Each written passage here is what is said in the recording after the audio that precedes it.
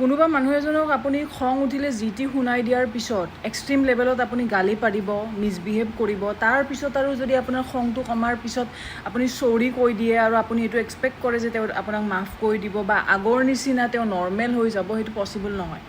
কোনোবাৰ কাৰণে হয়তো সেইটোও কৰিব, কোনোবাইতো সেইটোও কৰিব, কোনোবাৰ কাৰণে সেইটোও পচিবল হ'ব।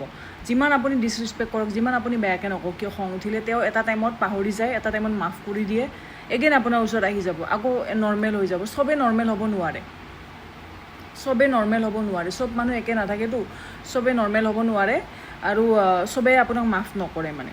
গতিকে আপুনি নাভাবিব যে মই যাৰ লগত আছোঁ আৰু সেই মানুহজনৰ একো ভেলু নাই, সেইকাৰণে বাৰে বাৰে মাফ কৰি থাকে, বাৰে বাৰে মোক চান্স দি থাকে, তেনেকুৱা একো নাই।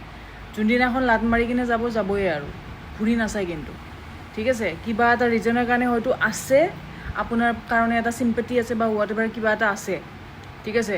যোনদিনাখন মাথা চাটকিব টাটা বাই বাই, তাতে আপুনি ভৰিত ধৰক, য'ত ধৰক, কেতিয়াও ৰাখিব নোৱাৰে কিন্তু। চ' মানুহৰ লগত খেলি থাকি লাভ নাই মানে, ঠিক আছে।